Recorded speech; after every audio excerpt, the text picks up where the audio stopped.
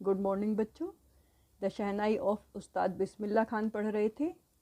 अभी तक हमने पढ़ा कि उनका जन्म बिहार के डुमराव एस्टेट में हुआ था और जब वो 5 साल के थे वो बिहारी जी के टेम्पल में गाना गाते थे और उसके इनाम में उन्हें 1.25 किलो का लड्डू मिलता था। और जब वो 85 ईयर्स ओल्ड हुए तब उन्हें भारत का सबसे बड़ा पुरस्कार भारत रत्न दिया गया। और ये जर्नी बहुत लंबी थी। आगे पढ़ते हैं। Born on 21st March 1916, Bismillah belongs to a well-known family of musicians from Bihar. Bismillah Khan का जन्म 21 मार्च 1916 को हुआ था और वो बिहार के एक वेल नोन फैमिली से बिलोंग करते थे, म्यूजिशियंस की, यानी उनकी फैमिली जाने माने संगीतकारों की फैमिली थी, संगीतज्ञों की फैमिली थी। His grandfather Rasool Bux Khan was the shehnai Nawaz of Bhojpur Kings court. उनके दादा का नाम रसूल बख्श खान था जो कि भोजपुर राजा के दरबार में शहनाई नवाज थे, यानी उनके दरबार में वो शहनाई बजाते थे। His father पैगंबर बख्श and other paternal ancestors were also great shehnai players। उनके फादर जिनका नाम पैगंबर बख्श था और उनके दूसरे पैटर्नल एंसेस्टर्स यानी पूर्वज, और पैटर्नल पिता की तरफ के, यानी उनके जो दूसरे पूर्वज थे वो भी महान शहनाई प्लेयर्स थे। बिस्मिल्लाह खान को शहनाई बजाने का जो हुनर था वो उन्हें अपने पूर्वजों से मिला था, विरासत में मिला था। The young boy took to music early in life. इस छोटे बच्चे ने बचपन से ही म्यूज़िक सीखना शुरू कर दिया था। At the age of 3 when his mother took him to his maternal uncles house in Banaras. जब वो 3 साल के थे उनकी मदर उन्हें उनके मैटरनल अंकल यानी उनके मामा जी के घर पर लेकर गई, जो कि बनारस में था, जिसको अब वाराणसी कहा जाता है। Bismillah was fascinated watching his uncles practise the shehnai. और बिस्मिल्लाह खान ने जब अपने मामा को शहनाई की प्रैक्टिस करते हुए देखा तो वो बहुत फैसिनेटेड हुए, उससे बहुत ज़्यादा वो आकर्षित हुए। Soon Bismillah started accompanying his uncle Ali Bakhsh to the Vishnu temple of Banaras where Bakhsh was employed to play the शहनाई।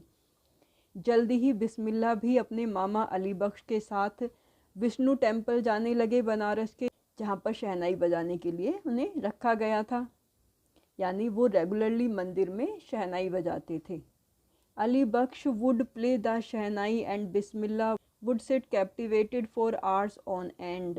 अली बख्श जब शहनाई बजाते तो बिस्मिल्लाह खान घंटों तक वहाँ पर बैठे रहते थे, कैप्टिवेटेड यानी मंत्रमुग्ध होकर। इतने ज़्यादा वो खो जाते थे उसमें कि वो बच्चे थे लेकिन फिर भी घंटों तक वहाँ पर वो उन्हें देखते रहते थे, सुनते रहते थे। Slowly he started getting lessons in playing the instrument। धीरे धीरे उन्होंने भी शहनाई बजाने के लेसन लेने शुरू कर दिए, यानी शहनाई बजाना सीखना शुरू कर दिया। And would sit practising throughout the day. और वो पूरा दिन बैठकर प्रैक्टिस करते थे, यानी शहनाई बजाने में उन्हें शुरू से ही आनंद आता था, इसमें वो बोर नहीं होते थे, इसलिए वो पूरा दिन प्रैक्टिस करते रहते थे। For years to come, the temple of Balaji and Mangala Maiya and the banks of Ganga became the young apprentice's favorite haunts where he could practice in solitude।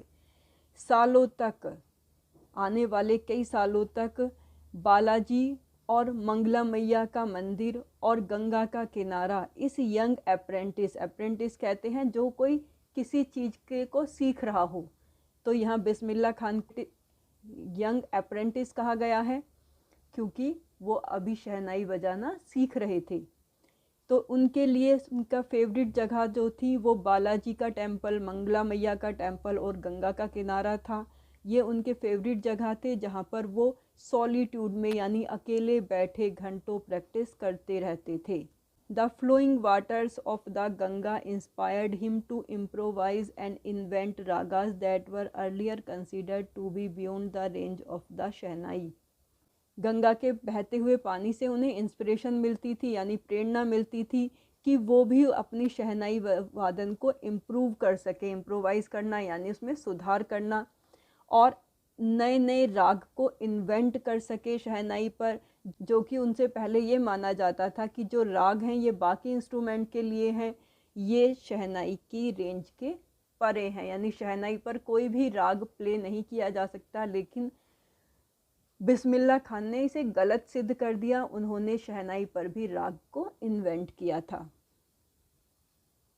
Eight the age of 14, जब वो 14 साल के हुए, बिस्मिल्लाह accompanied his uncle to the Allahabad music conference. वो अपने uncle के साथ Allahabad music conference में गए। At the end of his recital, Ustad Fayaz Khan patted the young boy's back and sad.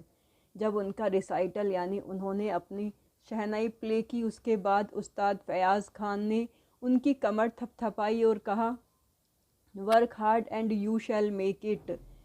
मेहनत करो और एक दिन तुम शहनाई बहुत परफेक्टली प्ले करना सीख जाओगे। यानी पोटेंशियल था, ये बात उस्ताद फयाज़ खान ने भी देखी और उन्होंने उन्हें एनकरेज किया।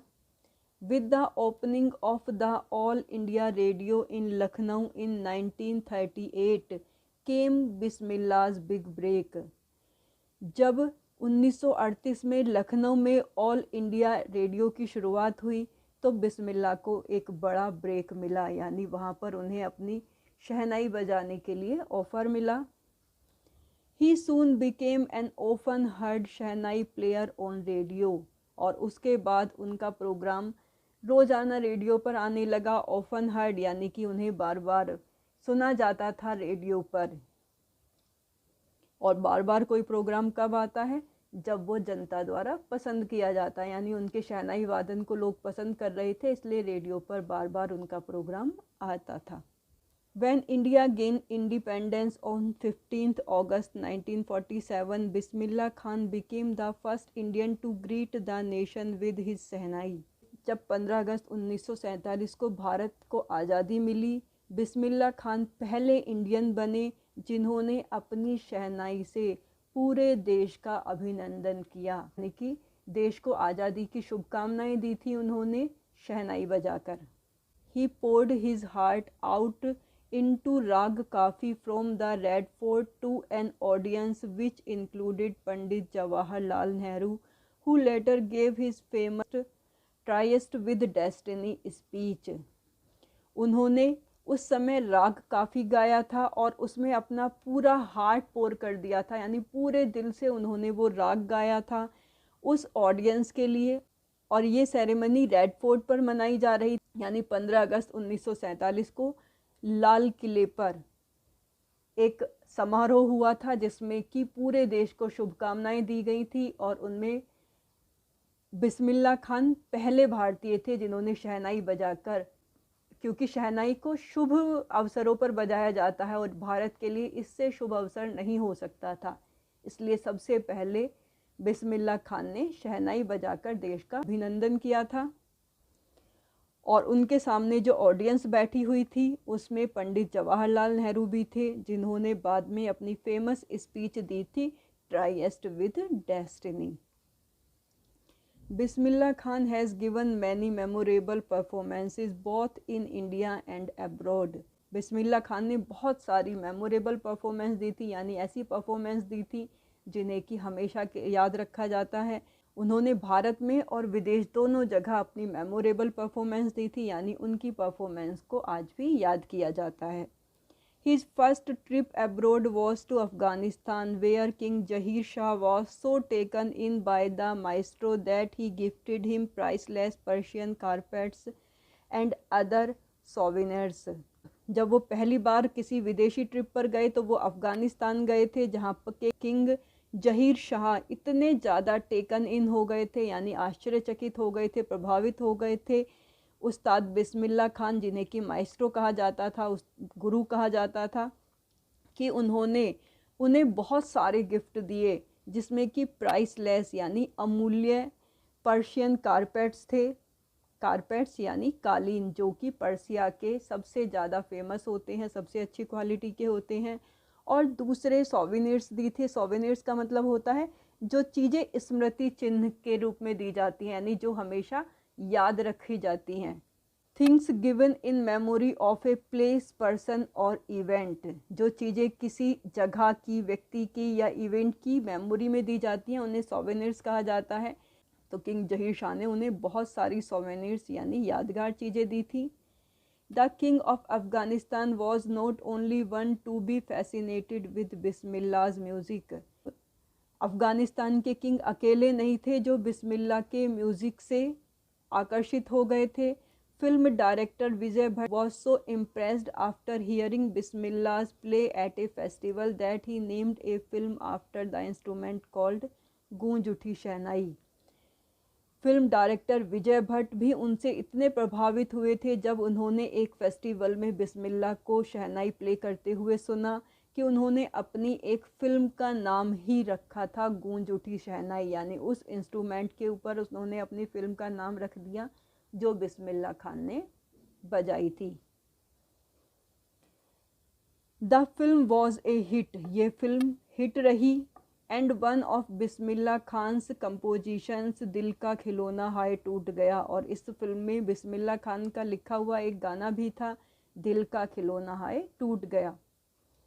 Turned out to be a nationwide chartbuster, और ये गाना पूरे देश में चार्ट बस्टर बना। चार्ट बस्टर का मतलब होता है रिकॉर्ड ब्रेकर, यानी बहुत पॉपुलर हुआ। Despite this huge success in the celluloid words, celluloid यानी बॉलीवुड को कहा जाता है, फिल्मी दुनिया को कहा जाता है। तो हालांकि उन्हें बहुत सफलता मिली थी इसमें, उनकी पहली फिल्म ही हिट हो गई थी।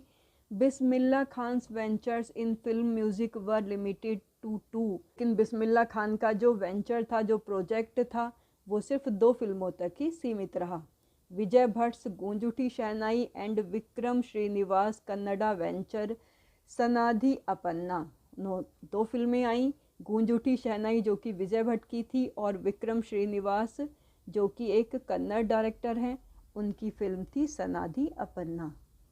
आई just can't come to terms with the artificiality and glamour of the film world, he says with emphasis. उन्होंने बहुत जोर देकर ये कहा था कि मैं फिल्मी दुनिया की आर्टिफिशियलिटी यानी वहाँ पर ओरिजिनलिटी नहीं है, वहाँ पर सब कुछ बनावटी है, और ग्लैमर है यानी उसकी जो तड़क भड़क है, उसकी जो आर्टिफिशियलिटी है, उसके साथ मैं कम टू टर्म्स यानी समझौता नहीं कर सकता।